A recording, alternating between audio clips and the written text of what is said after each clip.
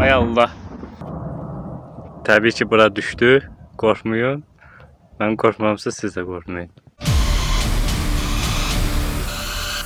Baxın, görün körpü necə dağıdıblar. Day demirlər buradan keçmişik. Düşmənin Su-25 qırıcı təyyarəsini məhv elədim. Onu məhv etməklə imkan vermədim. O döyüş tapşırığını icra eləsin, yerinə yetirsin. Məni vurmaq istəyir. RPK-nı qaldırıb mənə tərəf. Mənim mühafizəçim vurdu onu. Qubadlının dağları. Neçə illərdir sən işğal altında idin. Axır ki, səni azad elədi ay vətən. Radiostansiyada məlumat gəlib ki, qələbə qazanmışıq. Qarabağ Azərbaycandır.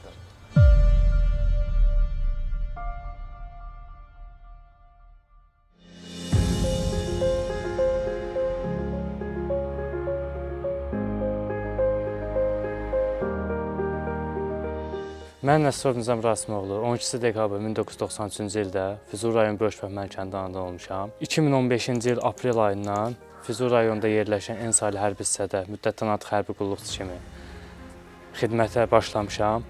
2016-cı il aprel döyüşlərində iştirak eləmişəm və orada yüngül yaralanmağıma baxmayaraq yenə xidmətimi davam elətdirmişəm. 27 sentyabr 2020-ci il tarixdə bizə hücum əmri veriləndə Ensali hərbi hissənin kəşfiyyat bölüyü ön xətti yardı və mən də onların arxasınca davam elədim. Onların hava hücumundan müdafiəsini təşkil elədim. Oktyabr ayının 15-nə kimi Füzuli rayonunun Abdurrəhmanlı istiqamətində 40 metrə deyilən yer var. Orada döyüşümü davam elədim. Oktyabr ayının 15-də mən yerimi dəyişdim Cəbrayıl istiqamətinə doğru. Orada da Ensali hərbi hissənin kəşfiyyat taborunu hava hücumundan müdafiəsini təşkil eləmək üçün verildim və onların hava hücumundan müdafiəsini təşkil elədim. Onları düşmən aviasiyası vurmasın deyə mən orada döyüş növbətçiliyi aparırdım. Gecə-gündüz. 17 oktyabrda Cəbrayıl rayonunun Dağtumas kəndində kolonlar şəklində hərəkət edib Qubadlının Balasoltanlı kəndinə girəcəkdik. Və kolonlar şəklində düzülüb komanda gözləyirdik ki, döyüşərək girək ora. Kolonlardan 3 metr qabaqda mövqeylənib yerimi tutmuşdum. Bu zaman düşmən aviasiyası hücuma keçdi. Düşmən Su-25-i hücuma keçdi. Bu anda mənə təhkim olunmuş daşınan zenit raket kompleksini, İqlais raketini çiynimə alaraq və öz şəxsi heyətimə komanda verdim. Yaylım atəşi açılsın bunlara. Və ilk raketi özüm atdım. Qarşılama kursunda mən onu vurdum qabaq hissəsindən və o fırlanaraq çırpıldı dağa. Partladı. Düşmənin Su-25 qırıcı təyyarəsini məhv elədim. Mən onu məhv elədiyim zaman kolonlarda düzülmüşdü. Bizim 1000 nəfərdən çox şəxsi heyətimiz var idi. Yəni zabit-gizir əsgərlərimiz var idi orada. Sonra sursat maşınlarımız var idi. Onu məhv etməklə imkan vermədim. O döyüş tapşırığını icra eləsin, yerinə yetirsin və onu orada vurdum, məhv elədim. Mən onu vurmasaydım, yəni o gəlib o kolonu vuracaqdı, ən azından 1000 nəfər şəhidimiz olacaqdı.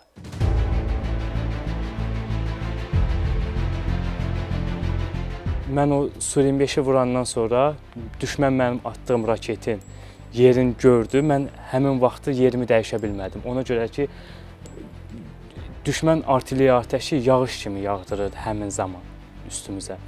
Orada məni vurdular. Özümdə olmadım həmin vaxtı. Yaralandım, ağır yaralandım. Və mən yaralı olduğum halda şəxsi heyətdən mən 500 metr kənarda oldum. Mən o vaxtı vuruldum. Onlar görmədikləri üçün məni çıxara bilmədilər oradan. Və mənim yaxınlığında olan radiostansiyaya mən cavab verdim. Dedim ki, haqqınızı halal eləyin də. Mən qalmışam, yaralı haldayam. Mənim yerimi də tapa bilməyəcəksiniz. Cəfərov Ozal İbrahimoğlu mənim yerimi bildi. O həyatın təhlükəyə ataraq, canı bahasına, qanı bahasına gəldi məni oradan silahımı götürdü, raketimi götürdü, radiostansiyamı götürdü və məni də oradan sürüyərək 2 kilometr arxaya gətirdi. Təcili tibbi yardım maşınına gətirdi, qoydu. Oradan da məni Cəbrayıl rayonunda yerləşən Daşkəsən kəndində səyyar hospitalımız orada fəaliyyət göstərirdi. Gətirdilər ora məni, ilkin tibbi yardım göstərdilər mənə. Gözləyirdi ki, gecə olsun. Məni oradan çıxartsınlar, ağır olduğum üçün Bakıya məni gətirsinlər. Mən başımdan yaralandım və bir də ki, 120-lik minamyotun dalğası məni çırpmışdı divara. O, mənim belimdə fəqərələrim yerindən elə oynamışdı.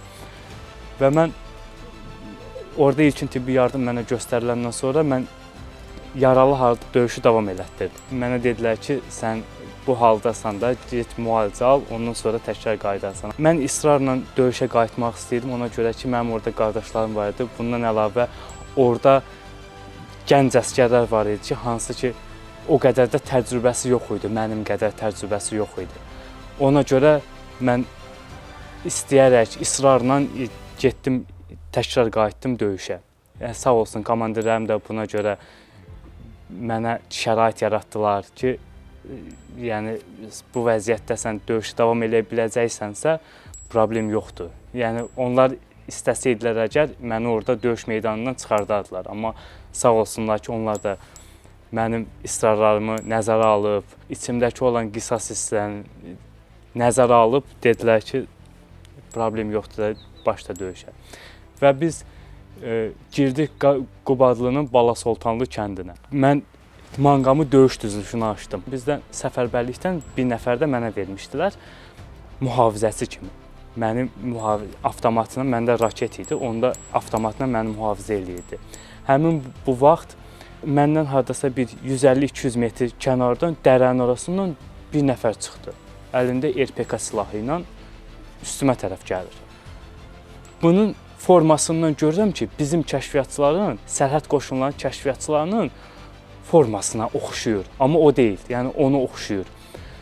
Belə üstümə gəldi, qıraqdan onu oxşatdım. Amma yaxınlaşdıqca gördüm ki, yox da bu o deyil də. Qışqırdım, soruşdum, sən kimsən? Bu mənə erməni dilində cavab verir. Qışqırdım uşaqlara ki, bu ermənidir. Məni vurmaq istəyir, RPK-nı qaldırıb mənə tərəf atmaq istəyir. Mən özümü atdım, mənim mühafizəçim vurdu onu. Yaralı halda qaçmağa çalışırdı. Biz onun arxasınca gedəndə götürdü 2 F1 qumbarası.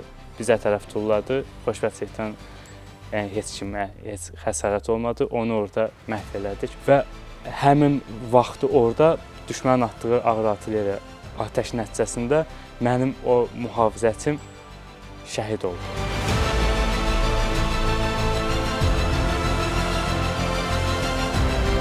Müharibə belə deyək ki, biz onu görmüşük. Müharibə başlayanda o bizə çox çətin anlar yaşatdı. Belə oldu ki, biz bu 44 günlük müharibədə çox həyəcanlı günlərimiz çox oldu. Biz nizamdan heç bir xəbərimiz, məlumatımız olmurdu. Çox narahatçılıq hissi keçirdirdik. Demək olar ki, gecəmiz, günüzümüz yox idi. Biz ondan bir xəbər ala bilmirdik.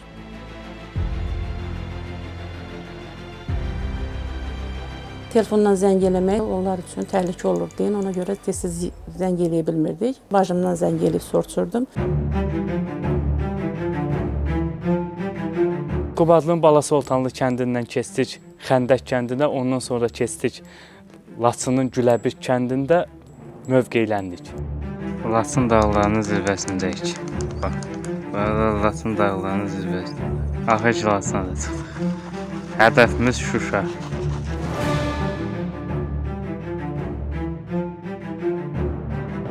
Bölmələrdən 1 kilometr kənarda dəhlizə doğru, Laçın dəhlizinə doğru mövqeylənmişəm ki, hansı ki o yerdə bir vadidir. Yəni Su-25 gələrsə oradan gələcək.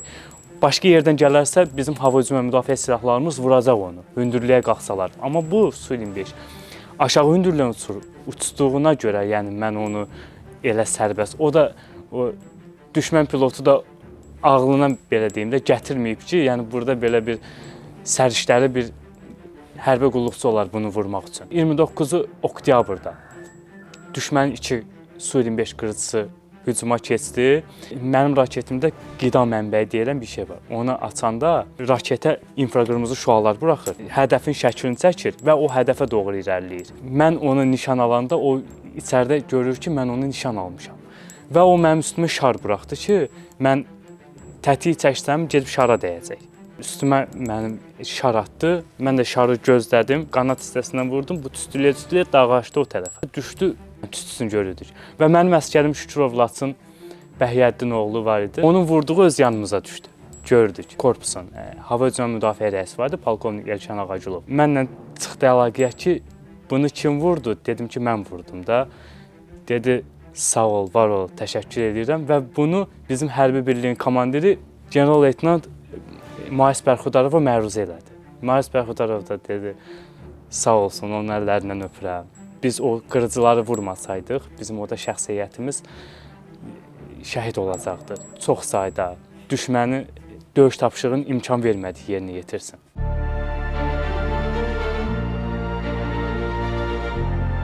...29 sentyabr o 2-ci Su-25-i vurandan sonra məni general-leytenant Ənvər Əfəndiyev öz korpusuna seçdi.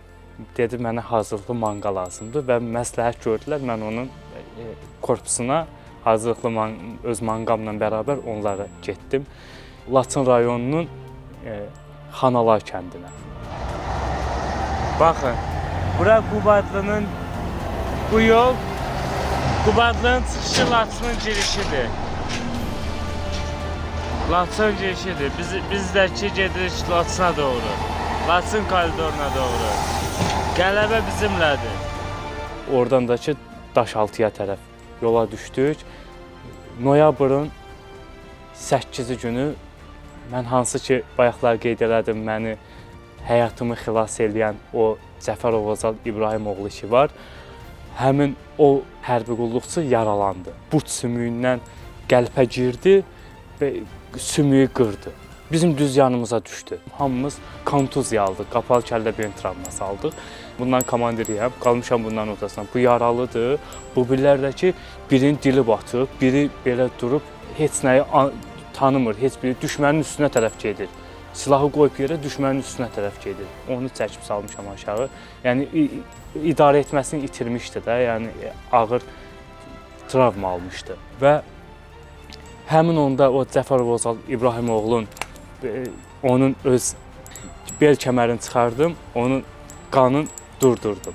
Öz manqamla bərabər o dağdan aşağı, belə deyim də, çətinliklə, çox, yəni orada bir balaca ayağın büdrədi sənin, o dağdan yuvarlanacaqsan aşağı. Onu gətirdik, çatdırdıq təcili tibbi yardım maşınına və onu göndərdik hospitala. Noyabrın 8-ci günü bu yaralandı, bir saatdan sonra, 2 saatdan sonra müharibə dayandı. Baxın, bu düşmən tankıdır.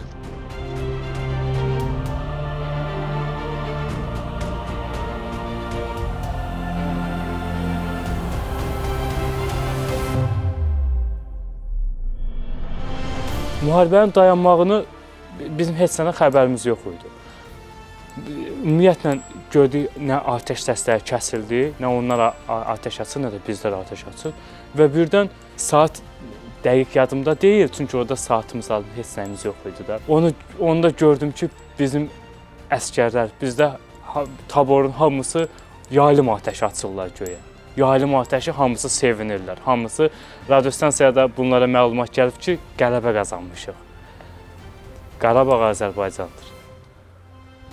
Və bu sevinci, o ağrılarımız, acılarımız getdi də, yəni o sevinclə getdi.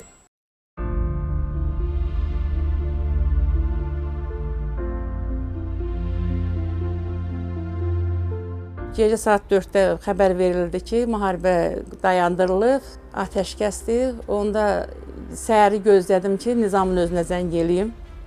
Zəng elədim, xalan qurban hardasan? Dedi ki, xala, Laçının Güləbirti kəndindəyəm. Nə olub xala, nə olub? Dedim, xalan, sana qurban. Sənin səsini eşitdiyim, elə biləm, dünya mənimdir. Şükür Allaha, müharibə qutarıb, imzalandı müqavilimiz. Allah şükür ki, sağ-salamatçılıqdır.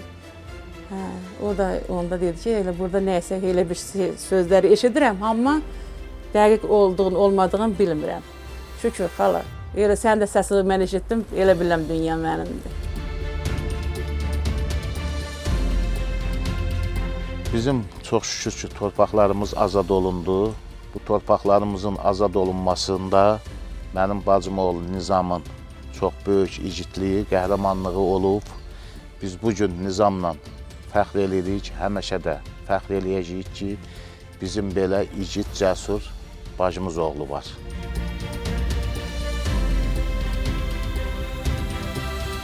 Bura Füzuli rayon Böyük Bəhmər kəndidir. Mən bu kənddə doğulmuşam, bu kənddə böyümüşəm.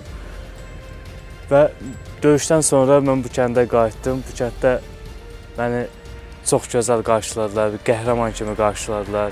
yaxşı qarşıladılar. Və mənim üçün çox qürur verici oldu. Yaxşı oldu mənim üçün ki, yəni mənim kəndi məni belə qarşılamaqları müharibədən əvvəl münasibət necə idi, müharibədən sonra tamam başqa cür oldu.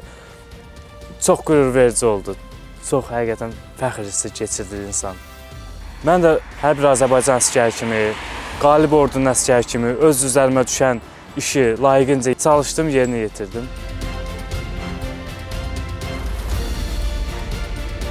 Tez-tez buralara gəlib baş çəkirəm. Burada olduğum, döyüşdüyüm yerləri xatırlayıram. Burada şəhid olan qardaşlarımızı xatırlayıram. Çox şükür bugün biz yanımızda Nizam sağlamdır.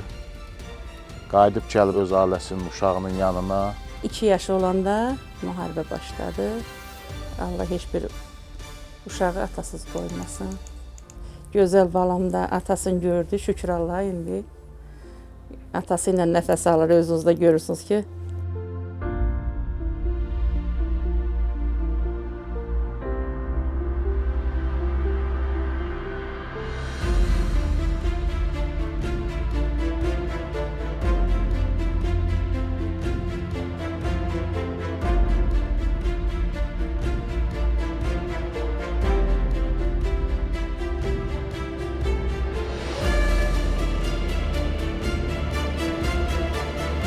Digər qazilər kimi mən də cənab prezidentin sərəncamı ilə Cəsur döyüşçü medalı ilə, Füzulinin azad olunması uğrunda medalı ilə, Xocavəndin azad olunması medalı ilə, Zəngilanın azad olunması medalı ilə təltif olundum. Bu medalı isə ordunun yaranmasının 100 illik münasibəti ilə cənab nazirimiz verib.